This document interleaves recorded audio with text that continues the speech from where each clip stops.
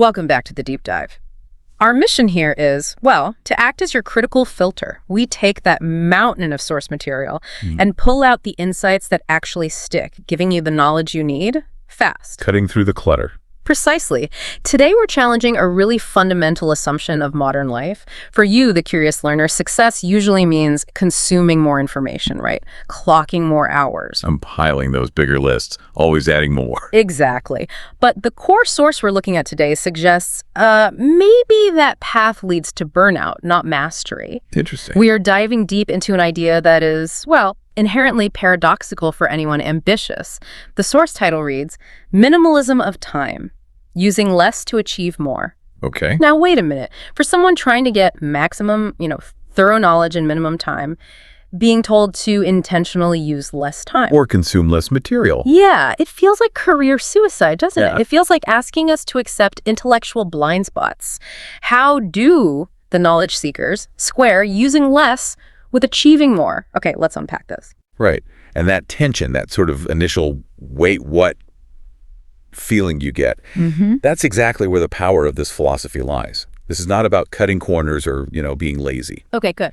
It's really a radical framework for efficiency, but it's rooted in critical selectivity. Selectivity, right. Right. So we define minimalism of time not as just reducing the clock time you dedicate to something, Okay. but as maximizing the quality of that attention.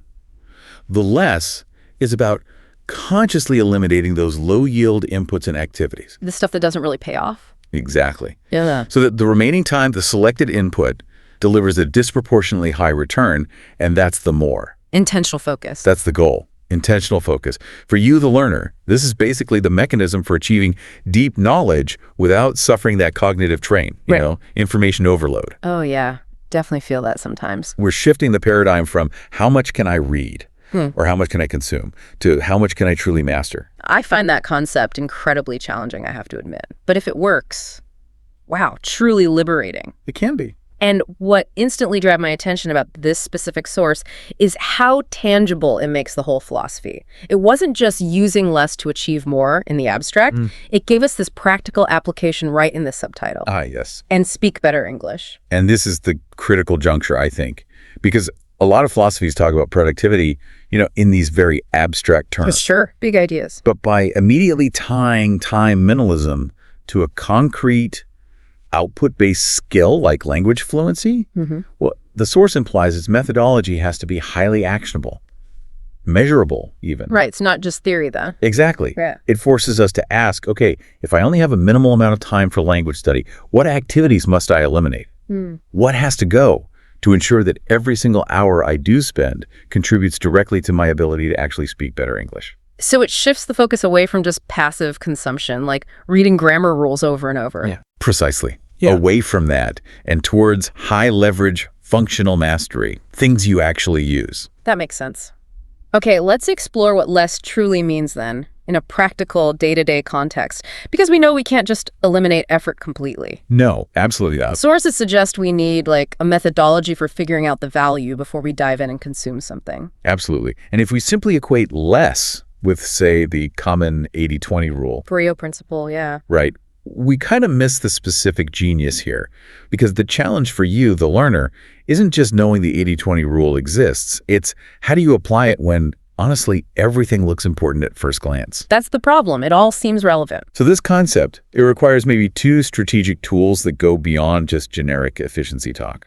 The first one is something we could call the anti-task list. Anti-task list. Okay, I'm intrigued. It's not your to-do list. It's a list of activities or sources or maybe even commitments you explicitly refuse to do. You write down what you're not going to do? Exactly, because they don't meet your minimal yield threshold. Hey. For instance, refusing to read 10 secondary articles when you find one really comprehensive meta-analysis that covers the core points. I love that. The anti-task list actually frames subtraction as a strategic strength, not a weakness. That's the key. But how do we define the target? How do we know what to subtract? This leads us to the second tool, which sounds a bit like reverse planning. Reverse planning. Okay. Precisely. You start by defining the absolute minimum required output, or the minimum knowledge level you actually need for success in a specific situation. So you start at the end goal. You start at the end goal, but the minimal viable version of it. This is crucial for the learner. Instead of asking, how much time do I have to study this whole topic? You ask, what is the minimal set of concepts I absolutely must internalize to successfully say, perform this task or contribute meaningfully in this meeting? Got it. Minimal viable knowledge. Yes. By focusing on that minimal viable knowledge first, you get immediate clarity, and then everything that falls outside that very specific scope. Yeah. Straight onto the anti-task list. Bingo. That deliberate omission is the less that allows for the intense focus that ultimately creates the more. Okay, that sounds great in theory. But, when I look at my reading list or any complex field of study, how do I actually start chopping things out? It often takes time just to read something to figure out it was low yield. That's a fair point. How do we find that minimal input before investing the time? Right. That brings us to the methodology of, let's call it, input criticality. The minimalist doesn't just eliminate inputs randomly. They develop a pretty strict pre-screening protocol. Pre-screening, like a bouncer for information. Sort of, yeah. When you're reviewing potential sources, you need to use things like metadata and structure as your guide before you commit serious time. How so? Well, maybe look at the conclusion first. Read the executive summary or the abstract and ask yourself, does this introduce a genuinely novel insight? Or does it just seem to repeat what I already know from maybe a higher yield source I've already identified? In academia, maybe look at the citations. If a source isn't widely cited, or if it focuses on really niche, non-foundational elements, maybe it's a candidate for the anti-task list. Treat potential inputs with skepticism. Yes. Rather than just immediate absorption, be critical before you consume. That's a fundamental shift, isn't it? We're often trained to be comprehensive, cover all the bases, but minimalism of time demands we be brutally selective. Brutally is a good word for it sometimes. Let's anchor this now in that example they gave. The goal of speak better English. Okay. Traditional language study. Gosh, it's often a marathon of input, right? Memorizing maybe thousands of words from a dictionary. Words you'll never use. Exactly. Mastering conditional tenses you rarely hear in conversation, working laboriously through entire grammar texts. Page by page. If we apply the minimalist approach here, what specific tasks are we cutting, and what are we amplifying instead? Okay, so we're cutting volume and amplifying frequency and relevance. The less language acquisition means ruthlessly eliminating, say, the non-essential 90% of vocabulary. 90%? Wow. Well, think about it. Only about 1,000 to 2,000 words account for something like 80% of everyday English conversation. Okay, that makes sense. High-frequency words. Right. So spending hours learning words like lugubrious when you don't yet confidently use basic words like often or usually, that's clearly low-yield activity. That time goes straight to the anti-task list. Straight onto it. And the time saved, let's say it's 5 hours a week you previously spent on low-frequency vocab or obscure phrase books, is then strictly redirected toward high-impact activities, focused speaking practice, maybe finding a real-time conversation partner, or intensive listening practice that's tailored to the actual speed of native conversation, not those slow textbook recordings. Okay. Real-world application. Exactly. The more becomes tangible fluency, maybe achieved in half the typical time, just because the input is completely optimized for the desired output, actually speaking. That's incredibly powerful because it shows that less isn't about doing nothing. It's about intense concentration on what truly matters most. Okay. You're substituting, say, 4 hours of passive reading for maybe 1 hour of really high-stakes, real-world conversational application. The time spent is minimal, relatively speaking. But the cognitive load and the learning curve within that hour are maximized. All right. But this raises a genuine concern, and I'm sure you, the listener, are thinking this too. If I ruthlessly eliminate inputs like this to achieve this minimal viable knowledge, how do I ensure I don't introduce dangerous blind spots into my knowledge base? Am I not sacrificing intellectual breadth for sheer efficiency? That is a highly important question. Yeah. A really valid concern that the minimalist must confront. Okay.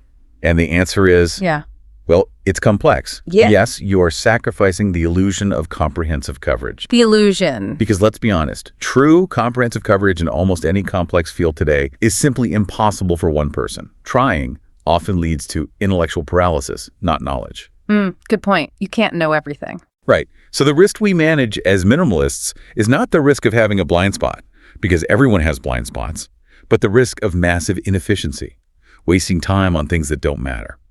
So you accept a minimal blind spot. You accept the minimal blind spot as a necessary trade-off for speed and mastery of the absolute core concepts. Okay. And furthermore, the focused mastery you achieve by using less actually creates a really strong foundation. It's much easier and faster to strategically fill in a known blind spot later from a position of core competence than it is to try and build competence while you're still wading through mountains of unnecessary data. Minimalism of time requires a certain confidence in your current knowledge rather than a constant fear of the unknown. That reframes the entire goal, doesn't it? We're moving from the goal of knowing everything about the topic to something more like knowing the most important things perfectly. Exactly. The aha moment here really is clarity. You achieve the more like better English or deeper professional insight because you have achieved radical clarity on what you are intentionally leaving out. Yes. You gain efficiency not just through sheer speed, but through deliberate, strategic omission. That's it.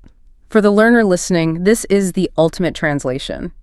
Knowledge isn't gained just by hoarding sources or maximizing hours logged. It's gained by critically assessing what input is truly essential for your specific, defined goal. Using focus as a force multiplier. You got it. And this shifts the paradigm from purely additive learning, always seeking one more source, one more hour, to potentially subtractive learning. Subtractive learning. Interesting phrase. Well, effective learning is often achieved by subtracting the noise, right? So that the critical signal can finally be heard, integrated, and mastered.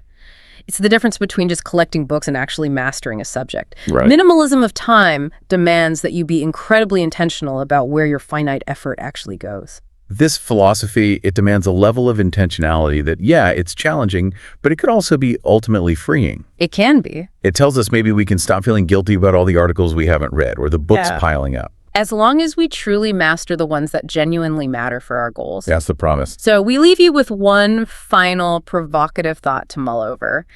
Connecting this directly to your current goals right now. Okay. Identify just one area in your current knowledge quest, or maybe your professional routine, or a skill you're trying to acquire, where you suspect you are currently using more time than necessary on inputs that are probably low impact.